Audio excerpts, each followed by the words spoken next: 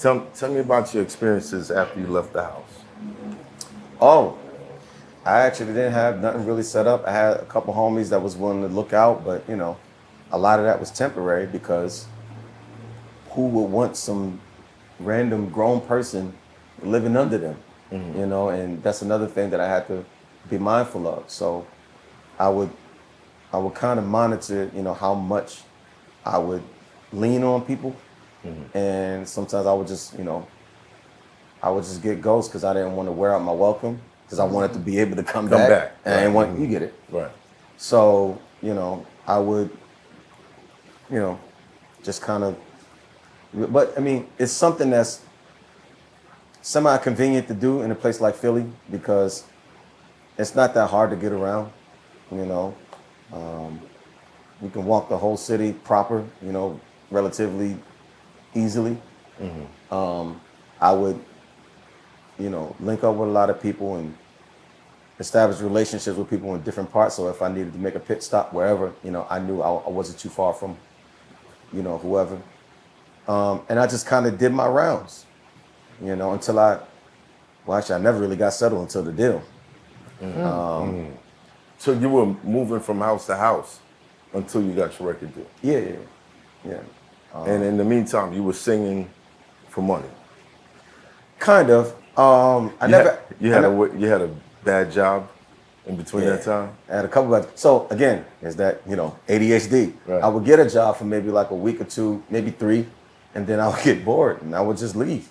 Because I didn't want to wake up to go to a job every day. But then it was a weird cycle. But then I'd be broke. And it's like, I need a job. And I'll go get another. And I would just keep doing that stupid shit. Like, dude, just keep the job. Like, dude, I don't have the brain cells for this. Right. I'm just here so that I can get a couple checks and I can just, you know, keep it moving. Live off of that for a little while. Because Right. I was extremely resourceful. You know, I can make $1 stretch. And then, you know, sometimes I don't have to even spend my own bread because I could be like, yo, like if I knew like, yo, man, I can hold something, blah, blah, blah. Yeah, I got you. I mean, most people be like, nah, you good. It's all, I know you broke, bro. And I'm never getting it back. So it's okay. It's okay. Just go ahead and, you know, feed yourself. What were some of the jobs you worked? Most in food service, you know, and I knew people that, you know, held pretty high positions so they could just essentially walk me in. You know, I was basically hired. You know, I didn't really have to fill out no applications. Like, oh, we got an opening. You trying to work? Like, yeah, oh, cool. Just be here. Blah blah blah. We're gonna get you, you know, part-time hours until we can actually, you know, put you in full-time. But we're gonna get you going. Right. The first job that I got actually wasn't, you know, on the homie deal. It was a legit job. It was a Boston Market down South Street, and they had just opened. So they was like, you know, when you do grand opening, you taking anybody because you're just trying to get people to work. Right. So it was like maybe 2 weeks before my 17th birthday. Excuse me. They low-key really shouldn't have hired me, but it was like, they looked at my application, you about to be 17, about 2 weeks. It's cool. Just you know, stay under the radar because we don't want people coming, you know, asking too many questions. They put me in the back. You know, and I worked there they literally created a job for me because there was no real positions. So they had me do, they said, we won't have you be a runner. I'm like, the fuck is a runner? So basically it was, you know, because I think the person that heats up the food in the back, they're the ones that come out and put it, you know, on the display. Right. But they had me do that. So I would just be waiting around until they would finish and I just put it in the display. You know, whenever something run out, you know, take the pan out, scrape the rest in the whatever, the new joint, put it in there, you know, and I'll just be there. And I just made sure everything stays stocked up, basically. And it was weird. I actually took pride in that, you know, because I'm one of those organized kind of people. So I like jobs like that. Like, I'm productive, I'm useful, you know, and then I had, you know, that weird self-esteem shit. Like I felt like people needed me, you know, and I got paid. So it was like, it was a lot happening in that moment. Right. You know, so, you know, I was told that I had to give, you know, 2/3 of my check because I was being, you know, taught, you know, responsibility. You know, like, You gonna take all my bread though? Who was the sleaze ball and arrange that situation. We're gonna keep it positive. Oh, That's not man. the point. All I learned from that is that when you up, people ain't shit, man. That's all I learned. That's all I learned. You wasn't teaching me anything that I didn't already know or understand. You know what I'm saying? So, did that prepare you for like the music industry? nothing can prepare you for the music industry. Nothing. You know exactly what I'm talking about. It's real ominous. Nothing, no amount of game, training, lookout, network, nothing can prepare you for the music industry, bro. Nothing. It's a special kind of fuckery, bro. It's a special kind of fuckery. This music business, bro. It's crazy. And a lot of it is subtle. That's what makes it. Most of it is subtle. Yeah, a lot of it is subtle, so you don't see it coming. You know, and it comes at you, you know, in a shiny package, and you think, oh, this is dope. Like, no, the way it came was designed to get your attention. That's it. You know, it's the spiel that you get, and it just sounds cool. Yeah, it sounds cool because you don't know what those words are attached to. You don't know what they really mean. You know, Words like. it's too many of them. I know you. Yeah, but I'm asking these questions. specifics, and I know, but Because there's a young music watching this. right. But it's too much to get into, and I can say certain things, but they will be out of context, and I would have to paint Give the a whole- scenario, yeah. you know. Paint the scenario, man. I like that shit. And then You know? there's no telling if the scenario is gonna go in that Yeah, exact because direction. it's so subjective elusive, on the person and it's so you're dealing with. subjective. Can You know? y'all stop speculating on hypotheticals, please? No. So what because about- it's, so, all it's right, so- hypothetical to you, Right. So what about your first deal? So First deal you got? So let me just say this as a disclaimer. I actually had a blessed situation because I had enough people, you know, in the midst of the said fuckery that was willing, you know, to be like actual human beings, Right. you know, and I benefit from that to this day. However, at the same time, it's not to say that, you know, my timeline was devoid of, you know, predatory activity, you know, savages and hyenas and piranhas, you know, and but you know, masking and posturing as, you know, the lookout and family. If you want a word, words like family, you know. Yo, you gotta chill. Being that you left your household at a You don't have age. the full context of why I'm saying this.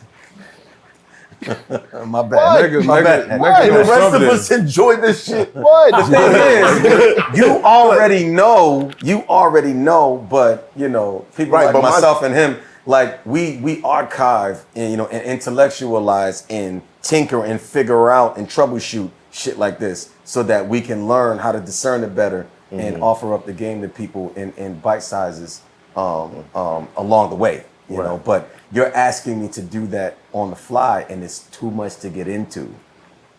Okay. Okay, So, I got a word for you. Okay. I give you a word. go ahead. Fair. Fair? Fair. I don't believe in fair. Fair is a place where they judge pigs and pies. It does not exist anyplace else, bro. People will tell you, yo, no, this is a fair deal. Nah, there's fair no such thing. compared to what? Fair compared to To who? Yeah. Right. It is fair, Yeah. but it's not. It may not be what you think you deserve. Yeah. And because you don't think you deserve it, you telling everybody that's not fair. Yeah. Meanwhile, you have no leverage. You don't have this. You don't have that, and they're making all the or you feel like your investment should even out with the money that To they're your spending, point. and that's not how it goes. When I first started, right? I got a good check, you know, especially considering, you know, my pillow was concrete, so I didn't really have room to complain. Right. I was very grateful. Right. You know, I was able to get myself an apartment for the very first time, have my own little space, You know, I was able to, literally open up my very first bank account. You opened up your first bank account after getting the deal. Yeah. Yeah. What was it? No, I'm sorry. No, continue. Oh, okay. Yeah. What is it? PNC Bank. Are they still around? PNC, yeah. I think they still probably, yeah. That's it. And I had actually my homie, kind of walked me through the process. Sidebar. The homie that let me stay at his crib because I had nowhere to stay, because the other homie that I was staying with, his mom's got him an apartment in the same building that she was in, but she couldn't keep up the payments. It was like, you're gonna have to live with me, because I gotta like downsize. You gotta tell all your little friends to figure it out, And Right. I was like, well, shit, like I got nowhere to go. This was my where to go, Right. So I went to an open mic, situation, and, some dudes was there, and I just hopped on stage, and after the show and the let out, he was like, yo, you're dope. Like, what you up to now? And I was like, I don't know, trying to figure out where to go. And it was like, what do you mean? I'm like, literally, I would place I'm staying. I can't stay there no more. Maybe got like a week left. And they was like, come stay with us. Like, and you are? Can you not overshadow the talent side where you just hopped on stage and then when I got off? Bro, it's my bad. What did you do? What'd you sing? I don't even remember. I probably freestyled. I was really good at freestyling stuff. Whoever the band was on stage, whatever they were playing, I would just get up and noodle around until I hit something, You was freestyling, rapping, or singing? No. Singing. Yeah. Freestyling as I hadn't written shit. Like I would just get up there and just Sing somebody else's. and not even doing covers. Like literally like Freestyle. yeah. So would you like find people in the audience and sing things? I wouldn't do no crowd work. Nah, I was too self-conscious for that. Like I wasn't that confident. Like what do you think I am? Like nah. But I would, just see what I could come up with, And so I would just do a bunch of runs and, do the little jazzy scat thing, and just play around with the music, basically. And words would come, and I would just start saying words, and I would just kind of workshop it on stage, And sometimes it was dope, sometimes it wasn't, but you figure it out. Right. Yeah, and it was these two dudes, one dude named Aaron and one dude named Charlie. Shouts out to Aaron and Charlie. And they let me stay at their crib, and apparently it was a bunch of college kids. It was like 5, 6, 7 roommates, but it was like a 3-4 story building, So it was like, just find somewhere, and I was like, okay, sure, So I just stayed there. What was the deal though? Like That's it. There was no deal. So like if chicks came through, you ain't have to sing to them. No like Nah, not at all. I mean, they see the think that talent. might have happened, maybe. There it is. I mean, nothing that really sticks out, but I mean, that would happen a lot. Yo, here's my boy. He could really sing. Yo, you should sing something. Word? Nah, I don't want. Nah, come on. Oh, okay. What do you want me to? Whatever. You should give me a song. I could do. It's that whole. And I would just do something. Oh my God, that's like, thanks, bro. Like, okay, yeah, sure. Would you get like draws off of this? I would never get draws. Nah. I never did it for that. Like, I used to think that was wrong. I was singing for draws. I don't know. I don't know where I got that from. Why did you get the? I don't know where I got that from, bro. But Kind of like abusing your gift. yeah. I Using felt like it it was for an evil? unfair advantage. And so you got to understand how my insecurities was set up back then. I lived a majority of my life very unloved. Now people say, how can you say that? Like, you ate every day. Like, again, you can do that with a pet. Make sure they're fed, make sure they're clothed, make sure, they're, well, I don't know about clothes. Well, some people They're aren't weird sheltered. like that. Right. Make sure they're, provisioned for. Right. That speaks nothing to my development as a person, So I did a lot of time not being,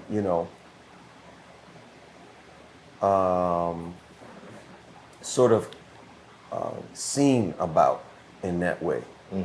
So it left a gaping chasm within my spirit. Gaping chasm. Cool. I spent a lot of time in this space, and I keep trying to find what is the best way that I can articulate specifically how this feels. You know, You had a hole. Yeah, saying a hole is not enough. Like I gotta exaggerate because it's still not good enough because the depths of pain that I experienced in that way is I can't even put it into words. But you have to believe in something great coming Yeah. out of that. Well, my creative spirit is what took over. It's hot for trapper turn smack rapper. Only smack rapper that you know is smack rappers. Got bars I can hang with the backpackers. Trap star, I don't hang with the backpackers. I'm in the hood with the work you heard. Making fiends leave earth you heard. Got your baby mama thirst you heard. Feel the flow, nigga, throw it in reverse. This the wave you need to